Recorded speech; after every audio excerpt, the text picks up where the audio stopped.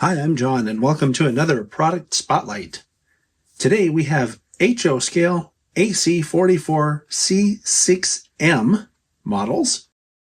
These are from Scaletrains, and they're from the Scaletrains Rivet Counter series. These are available as DCC ready or DCC equipped. The DCC ready version, at the time of this recording, is being offered for $225, and the DCC and sound equipped version, which these are being offered for $335. And the models come with everything you see here, including the owner's manual and a bag of extra parts, which looks like extra bearing end caps. Now, Scaletrains has a whole bunch of these in various paint schemes and road numbers, so your best bet is to go to the Scaletrains website and see if they have the ones you're looking for. This week, we'll have a look at this one. All right, so this week we're looking at the 4047. This one's referred to as the Norfolk Southern Horsehead Primer Cab. The paint and markings on this model are superb. The separation lines between the white and the black and the gray and the black are all very crisp. And you can see that they've also included panel seam lines where the doors and hatches are. This is really cool. There's a whole bunch of photo etched grill detail. All of this stuff in here, as well as this, and these grills up here. And I'm not really sure, but this also looks like a photo etched part. Might not be, but sure looks like it. The front of the model has an astounding level of detail, and I'm talking about the separately applied sunshade, all of the associated equipment that goes around the cab window is there. There are separately applied grabs everywhere you look, on the hood here, up here above the windows, on the nose. This door in the nose even looks like you could open it. That's how good it looks. Separately applied handrails that lead up to the cab. These are photo etched see-through stairs in the stepwell. Then down here we have a separately applied plow with separately applied grabs on the plow. There's rubber hose detail here. We have an uncoupling lever, an MU cable, ditch lights. Everything you think might need to be there is there. And from this angle, you can see the separately applied, very thin windshield wiper detail.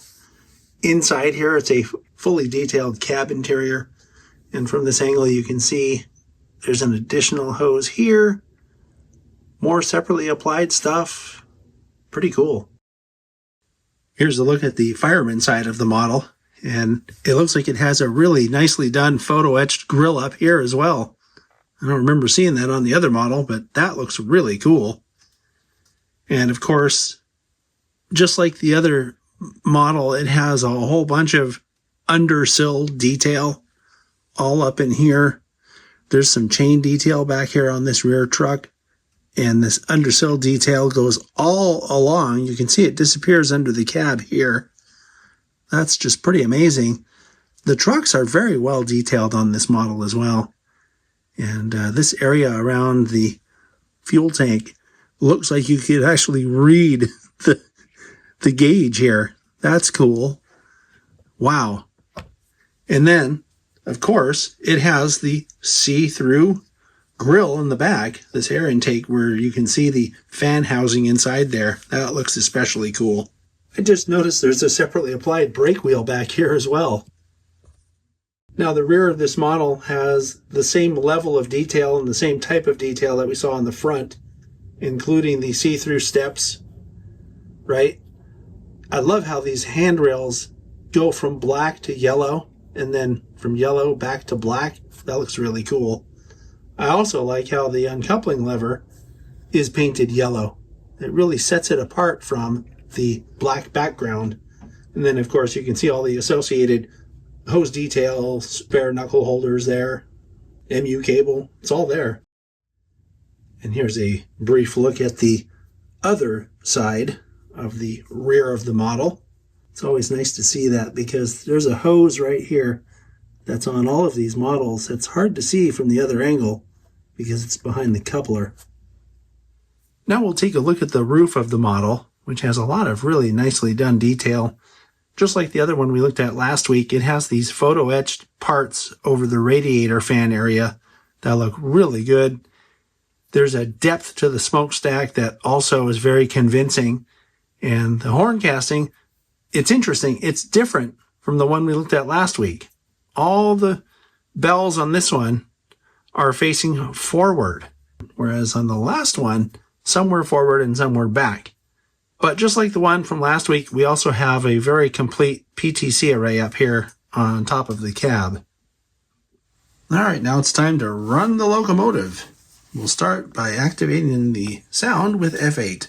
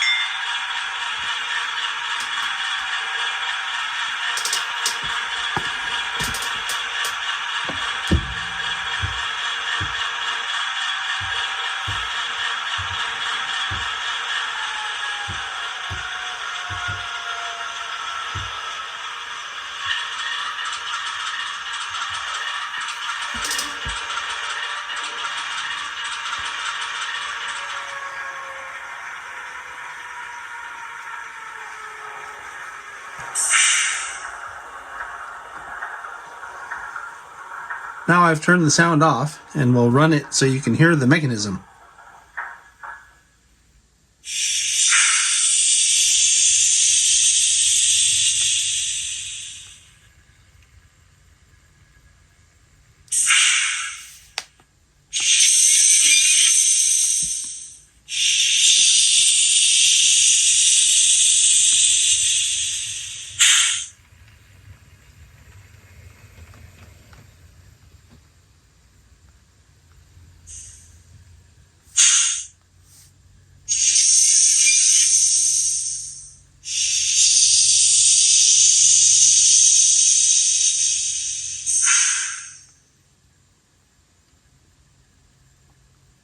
Boy, I almost can't even hear it.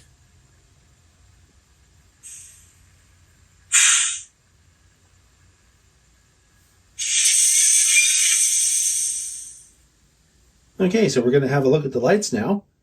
The headlights are directional, and they come on with the F0 key. The ditch lights also are directional. They come on with F6. And when you blow the horn, they give you that alternating flashing look. And when you turn the sound on the engine with F8, a whole bunch of other lights come on. And we're talking about the number boards. And there's a ground light that came on. There's a step light back here. And then there's a walkway light right here in the nose. And if you want to toggle the number boards on and off while the sound is on, we can hit F14. Now looking at the rear, when I put the model in reverse, the headlight and ditch lights show up this direction. And once again, activating the horn gives you the alternating flashing on the ditch lights. And you can see, because the sound's activated, that little walkway light right back here is also turned on. Another really well done model from Scaletrains. I wish I could say I was surprised, but I'm not. This is what we've come to expect from Scaletrains. They do really super detailed models that run and sound great. And the best part about it is we have another one to look at next week. Join me for that when we look at the Sonic Bonnet. I'll see you then.